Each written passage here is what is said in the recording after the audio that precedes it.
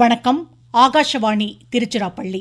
மாநில செய்திகள் வாசிப்பவர் பிஸ்மி காலின்ஸ். தலைப்புச் செய்திகள். வளர்ச்சியடைந்த சமூகமாக தேசம் உருவாக மாற்றுத்திறன் படைத்தவர்களுக்கு சம வாய்ப்புகளின் அவசியத்தை குடியரசுத் தலைவர் திருமதி திரௌபதி முர்மு வலியுறுத்தியுள்ளார். தனிநபர் தரவுகளை பாதுகாக்க மின்னணு பாதுகாப்பு சட்டம் இயற்றப்பட்டுள்ளதாக மத்திய அமைச்சர் திரு அஸ்வினி வைஷ்ணவ் மக்களவையில் தெரிவித்தார். திருவண்ணாமலை அருள்மிகு அருணாச்சலேஸ்வரர் திருக்கோவில் மலை உச்சியில் திருக்கார்த்திகை மகாதீபம் இன்று மாலை ஏற்றப்படுகிறது. சென்னை, காஞ்சிபுரம், திருவள்ளூர், செங்கல்பட்டு, ராணிப்பேட்டை, நீலகிரி, கோவை மாவட்டங்களில் இன்று மிக கனமழை பெய்யக்கூடும் என்று சென்னை வானிலை ஆய்வு மையம் கூறியுள்ளது. ராய்ப்பூரில் தென்னாப்பிரிக்காவிற்கு எதிரான இரண்டாவது ஒருநாள் சர்வதேச கிரிக்கெட் போட்டியில் இந்தியா முதலில் பேட் செய்கிறது. இனி விரிவான செய்திகள். மாற்றுத்திறன் படைத்தவர்களுக்கு சமமான வாய்ப்புகள் கிடைக்கும் போதுதான் ஒரு சமூகம் வளர்ச்சியடைந்ததாக கருதப்படும் என்று குடியரசுத் தலைவர் திருமதி திரௌபதி முர்மு தெரிவித்துள்ளார். புதுதில்லியில் மாற்றுத்திறனாளிகளுக்கு ஆளுமை வழங்கும் வகையில் சிறப்பாக செயலாற்றியவர்களுக்கு விருதுகளை இன்று வழங்கி பேசிய அவர், மாற்றுத்திறன் படைத்தவர்கள் மதிப்புடனும் மரியாதையுடனும் நடத்தப்படுவதன் அவசியத்தை எடுத்துரைத்தார். விருதாளர்களின் சாதனைகளை பாராட்டிய குடியரசுத் தலைவர் விளையாட்டு உள்ளிட்ட பல்வேறு துறைகள் மூலம் மாற்றுத்திறனாளிகளின் வாழ்வாதாரத்தை மேம்படுத்தும் அரசின் முயற்சிகளை குறிப்பிட்டார். 2024ஆம் ஆண்டு நடந்த பாராலிம்பிக்ஸ் போட்டியில் 29 பதக்கங்களை குவித்து மாற்றுத்திறன் படைத்தவர்கள் சாதனை படைத்ததை குடியரசுத் தலைவர் சுட்டிக்காட்டினார். சென்னையில் நடைபெற்ற விழாவில் முதலமைச்சர் திரு மு க ஸ்டாலின் மாற்றுத்திறனாளிகளுக்கு விருதுகளை வழங்கி கௌரவித்தார். இந்நிகழ்ச்சியில் உரையாற்றிய அவர், உள்ளாட்சி அமைப்புகளில் இதுவரை 3631 மாற்றுத்திறனாளிகள் நியமிக்கப்பட்டுள்ளதாக கூறினார். எஞ்சியுள்ள உள்ளாட்சி அமைப்புகளில் பிரதிநிதிகளாக இவர்கள் நியமனம் பெறும்போது 30,000 பேர் அதிகாரம் பெறுவர் என்றும் தெரிவித்தார். மாற்றுத்திறன் உடையவர்களின் நலனுக்காக இதுவரை 60க்கும் மேற்பட்ட அரசாணைகள் வெளியிடப்பட்டுள்ளதாக முதலமைச்சர் குறிப்பிட்டார். சிவகங்கை மாவட்டத்தில் நடைபெற்ற நிகழ்ச்சியில் 120 பயனாளிகளுக்கு 1,09,00,000 ரூபாய் மதிப்பில் உபகரணங்களை மாநில கூட்டுறவுத்துறை அமைச்சர் திரு கே.ஆர். பெரியகருப்பன் வழங்கினார். போட்டிகளில் பரிசு வென்ற மாணவன் பேசுகையில், என் பெயர் எஸ். சிவகங்கை மாவட்டம் விளையான்குடி ஒன்றியம் ஊராட்சி ஒன்றிய தொடக்கப்பள்ளி லட்சுமிபுரம் 4ஆம் வகுப்பு படிக்கிறேன். மாவட்ட அளவில் நடைபெற்ற மாற்றுத்திறனாளிக்கான ஓவிய போட்டியில் கலந்து கொண்டேன். நான் 3ஆம் பரிசு வாங்கியுள்ளேன். அதில் எனக்கு மிகவும் சந்தோஷம். தருமபுரி மாவட்டத்தில் நடைபெற்ற விழாவில் உரையாற்றிய மாவட்ட ஆட்சித்தலைவர் திரு சதீஷ், மாற்றுத்திறனாளிகளின் குறைகளை நிவர்த்தி செய்ய மாவட்ட நிர்வாகம் பல்வேறு நடவடிக்கைகளை தொடர்ந்து மேற்கொண்டு வருவதாக தெரிவித்தார். இந்த சமூகம் என்பது அனைவருக்கும் உள்ளடக்கிய ஒரு சமூகமே. இதில் எவ்விதமான ஏற்றத்தாழ்வுகளும் பார்க்கக்கூடாது என்பதுதான் அரசினுடைய குறிக்கோள்.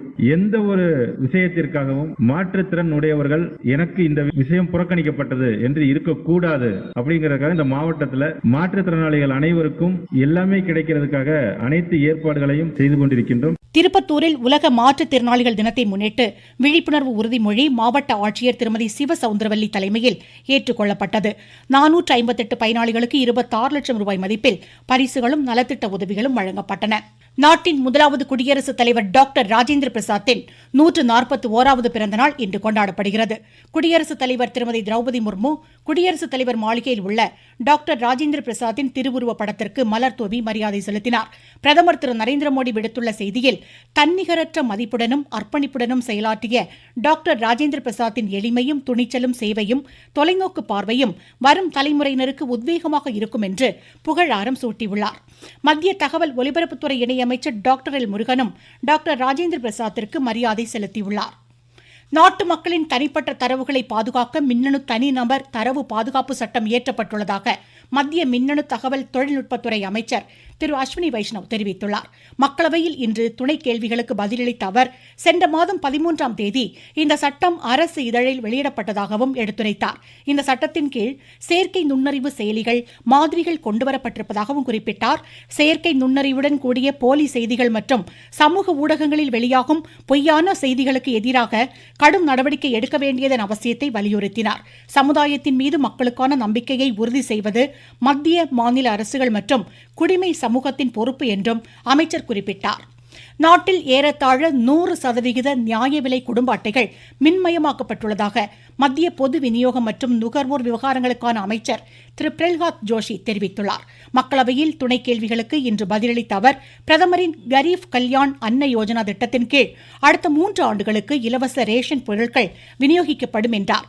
இந்த திட்டத்தின் கீழ் மாதந்தோறும் தகுதியுடைய குடும்பத்திற்கு 5 கிலோ இலவச தானியங்கள் வழங்கப்படுவதாக அமைச்சர் குறிப்பிட்டார். வெளிநாடு வாழ் இந்திய மாணாக்கருக்கான குறைதீர் செயலி மூலம் கடந்த 3 ஆண்டுகளில் 1,38,000 புகார்களுக்கு தீர்வு காணப்பட்டுள்ளதாக வெளியுறவுத்துறை அமைச்சர் டாக்டர் எஸ் ஜெய்சங்கர் தெரிவித்துள்ளார்.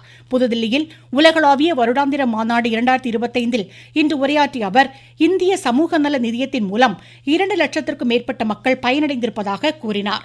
நீங்கள் கேட்டுக்கொண்டிருப்பது ஆகாஷவாணியின் மாநில செய்தி அறிக்கை.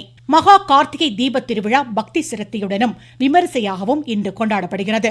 திருவண்ணாமலை அருள்மிகு அருணாச்சலேஸ்வரர் ஆலயத்தின் 2668 அடி உயரமுள்ள அண்ணாமலையார் மலை உச்சியில் இன்று மாலை 6 மணிக்கு மகா தீபம் ஏற்றப்படுவதற்கான அனைத்து ஏற்பாடுகளும் தயார் நிலையில் உள்ளதாக எமது செய்தியாளர் தெரிவிக்கிறார். நினைத்தாலே முக்தரும் ஸ்தலமாகவும் பஞ்சபூத ஸ்தலங்கள் அக்னி ஸ்தலமாகவும் விளங்கும் உலக புகழ்பெற்ற திருவண்ணாமலை அருள்மிகு அருணாச்சலேஸ்வரர் ஆலயத்தில் தீப திருவிழா முன்னிட்டு இன்று அதிகாலை 4 மணிக்கு வர்ண தீபம் ஏற்றப்பட்டது. இன்று மாலை ஆலயத்தில் உள்ள தீப தரிசன மண்டபத்தில் ஆண்டிற்கு ஒரு முறை 1 நிமிடம் மட்டுமே காட்சி தரும் அர்த்தநாரீஸ்வரர் பஞ்சமூர்த்தியில் காட்சி தர அப்போது சரியாக மாலை 6 மணிக்கு அண்ணாமலையார் மலை உச்சியின் மீது மகாதீபம் ஏற்றப்படுகிறது. மாவட்ட நிர்வாகத்தின் மூலம் பக்தர்களுக்கு தேவையான அடிப்படை வசதி செய்யப்பட்டு வருகிறது. 15,000 காவலர்களும் கமாண்டோ படை வீரர்களும் பாதுகாப்பு ஈடுபட்டு வருகிறார்கள். திருவண்ணாமலை என் ரவிச்சந்திரன். திருவீதி உலாவில் அண்ணாமலையார் உண்ணாமலையாருக்கு சாற்றப்படும் பிரம்மாண்ட மாலைகள் காஞ்சிபுரத்திலிருந்து அனுப்பி வைக்கப்பட்டன.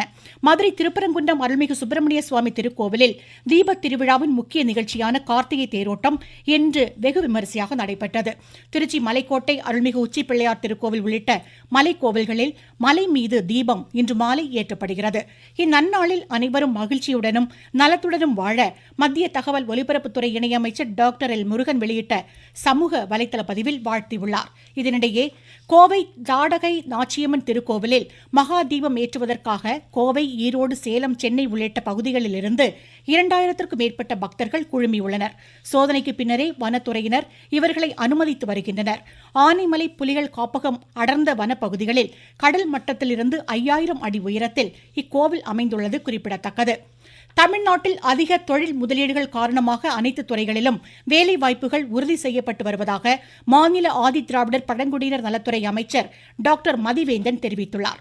நாமக்கல் மாவட்டம் ராசிபுரத்தில் 8582 மாணாக்கருக்கு அரசின் விலையில்லா மிதிவண்டிகளை இன்று வழங்கி பேசிய அவர், திருவள்ளுவர் அரசு கலைக்கல்லூரி வளாகத்தில் தகவல் தொழில்நுட்ப பூங்கா கட்டுமான பணிகள் நடைபெற்று வருவதாக கூறினார்.